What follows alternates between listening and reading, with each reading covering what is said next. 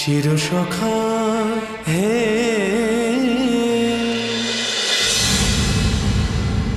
বুবলাই শোনো, আমি একটা কথা বলে দিচ্ছি পরিষ্কার করে। বর্ষা যদি এই অন্যায় করে থাকে তাহলে ওকে স্বীকার করতে হবে, তা না হলে আমি জলগ্রহণ করব না।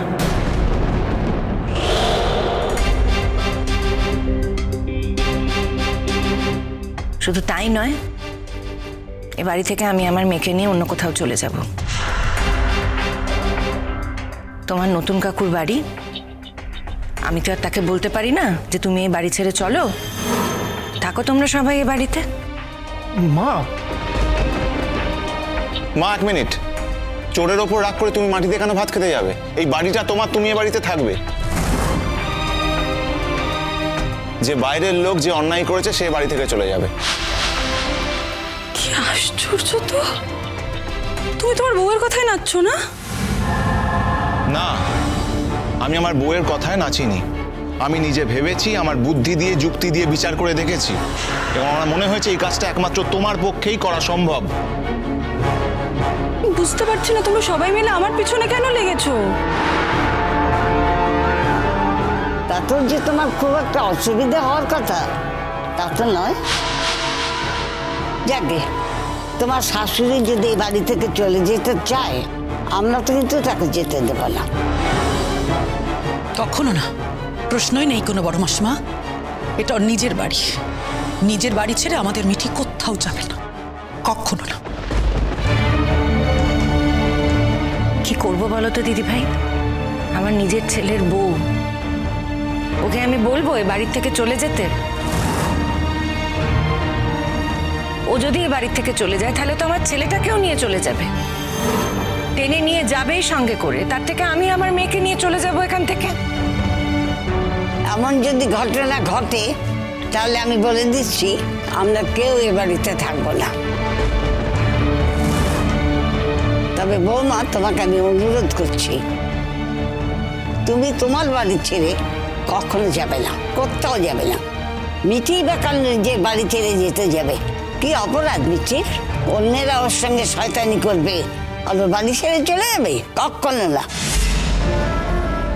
দেখো, আমি তোমাদের কথা বুঝতে পারছি, কিন্তু তার আগে তো শিওর হতে হবে যে বর্ষাই এই কাজটা করেছে।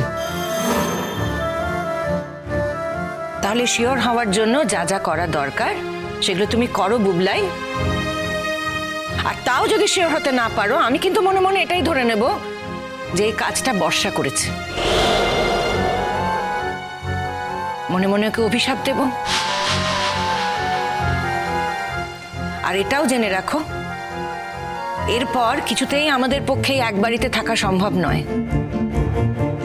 বর্ষা, আমি তোমাকে ফাইনাল ওয়ার্নিং দিচ্ছি, যদি আমি পরে জানতে পারি এই নোংরা কাজটার সঙ্গে তুমি যুক্ত আছো, তোমার সঙ্গে সারা জীবন আমার কোনো সম্পর্ক থাকবে না। তাই এখনই সব সত্যি কথা বলো, ভেবে চিনতে বলো, যা বলার এক্ষুনি বলো, পরে কিন্তু চান্স পাবে না। আমি করিনি রুদ্র, কতবার বলবো আমি করিনি। আমাদের এই শান্তির সংসারটাকে কিছুতেই তুমি শান্তিতে থাকতে দেবে না। এই, এভাবে কেন কথা বলছো তুমি? কি প্রমাণ আছে তোমার কাছে এত বড় কথা যে বলছো আমায়? রুদ্র, তোমার সামনে সবাই আমাকে এভাবে বলছে, তুমি চুপ করে আছো, তুমি দাঁড়িয়ে দাঁড়িয়ে শুনছো কথাগুলো। আমি কেন চুপ করে আছি জানো? আমি ভাবছি, এর আগেও তো তুমি অনেক কিছু ঘটিয়েছো, অনেক কীর্তি করেছো, যেগুলো আমরা ভাবতে পারিনি। ভাবছি তেমনই কিছু করেছো কিনা। আমার বোনটার জীবন কি তুমি শেষ করে দিলে, সেটাই ভাবছি। তুমি কি সত্যি এটা করলে বর্ষা? বর্ষাদি, একটা কথা বলি তোমাকে, আজকে আমার জীবনে এটা ঘটেছে, আমি কিন্তু ঠিক কোনো না কোনোভাবে এটা সামলে নেব। কিন্তু তোমার জীবনে যদি একই ঘটনাটা ঘটে, তুমি কি সামলাতে পারবে? পারবে না তো, কারণ তুমি নিজে কিছু করো না, তোমার নিজস্ব কোনো জগৎ নেই। কি কি অসুবিধে হতো বলো তো বর্ষাদি? আমি যদি সুখে থাকতাম, কি অসুবিধে হতো তোমার? আমার মা যদি একটু নিশ্চিন্তে বাঁচতো, কি অসুবিধে হতো তোমার বলো না প্লিজ। যে বাড়িতে আছো, যে বাড়িতে খাচ্ছ, সেই বাড়ির লোকেদেরই ক্ষতি করবে।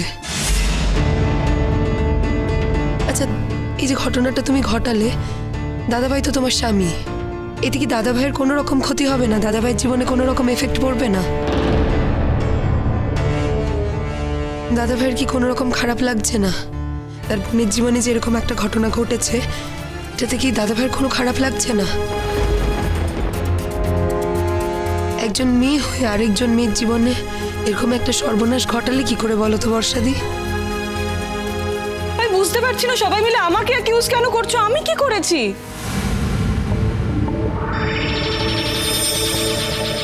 মামি তুমি কিছু বলো প্লিজ। তুমি তো বুঝতে পারছো এটা আমাকে অন্যায়ভাবে।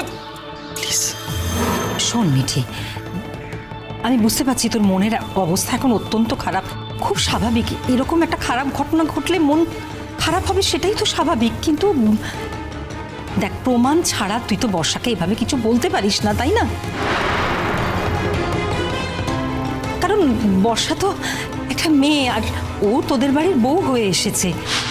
প্রমাণ ছাড়া যদি তোরা সবাই মিলে ওকে এক ঘরে করিস, সবাই মিলে ওকে এইভাবে বলিস, ও তো সেটা সহ্য নাও করতে পারে। ওর তো খারাপ লাগতে পারে সেটা, তাই না? আমরা সবাই জানি মামি, তুমি এটা বিশ্বাস করতে পারছো না বলে তুমি এটা মানতে চাইছো না। আর আমি জানি তুমি বিশ্বাস করতে পারবে না, কারণ বর্ষাদির সঙ্গে তোমার খুব ভাব। বর্ষাদির সঙ্গে তোমার অনেক বিষয় নিয়ে আলোচনা হয়, যেই বিষয়গুলো আমাদের জন্য খুব একটা শুভ নয়। কি বলতে চাইছো তুমি মিঠিল? কি বলতে চাইছো? এই বাড়ির বউ হয়ে তোমার একেবারে মুখ খুলে গেছে? তুমি তো আমাকে বলতে আমি আগে থেকেই অনেক কথা বলি, তার মানে তো এই বাড়ির বউ হওয়ার অনেক আগে থেকেই আমার মুখটা খোলা ছিল। আর যেটা সত্যি সেটা বলতে অসুবিধাটা কোথায়? আরে তুমি এত কেন কথা বলছো? শোনো রশ্মি, তুমি একটাও কথা বলো না।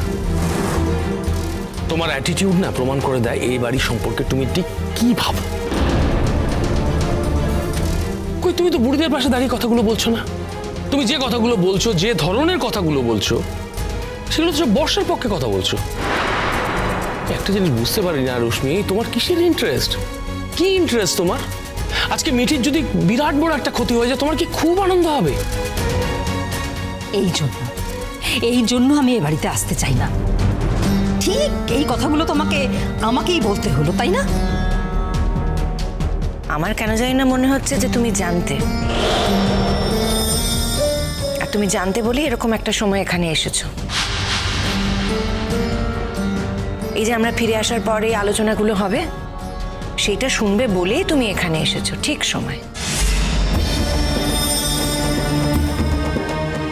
অবশ্য এটাও ঠিক যে এরপর তো তোমাকে রিলে করতে হবে, যদিও তুমি নিজের কানে শুনে গেলে, রিলে করাটাও এবার ভালো হবে। তুমি এই কথাটা আমাকে বলতে পারলে? না বলতে পারার তো কিছু নেই। কেন বলবো না? আমাকে বলতে পারো। আমার একটা মাত্র মেয়ে, আমার ফুলের মতো মেয়ে, তার জীবনটা এইভাবে শেষ হয়ে গেল, আর আমি কিছু বলবো না? মুখ বুজে পুরোটা দেখবো? তোমাদের তো আজ আনন্দের দিন বৌদি, ভীষণ আনন্দের দিন। সবটা ঠিক করে দেখে নাও, বুঝে নাও, তারপর আবার আরেকজনকে রিলে করতে হবে তো। অনন্যার দিকে না জানালে পুরো ব্যাপারটা তো সম্পূর্ণ হবে না। কিন্তু কেন আমাকে তুমি বলতে পারো? আমার মেয়েটা তো তোমার পেটের মেয়ের বয়সী বৌদি। একবার বলো না, কেন তোমরা সহ্য করতে পারলে না ওর কপালের আনন্দ? কেন তোমরা সইতে পারলে না? এত খারাপ লাগলো। ওর জীবনটা তোমরা একেবারে তছনছ করার জন্য উঠে পড়লে। আর এর পরেও তোমরা বলছো যে আমি এই কথাগুলো বলতে পারছি কি করে? আমাকে তো বলতে পারতেই হবে। আমি আর চুপ করে সহ্য করব না। যা যা ঘটছে সমস্ত কিছু পরিষ্কার করে আমাকে বলতে হবে, এবং আমি ঠিক করেছি এবার থেকে সমস্ত কথা আমি বলবো। আমি আর রেখে ঠেকে কথা বলবো না, বুঝেছো? চিরসখা হে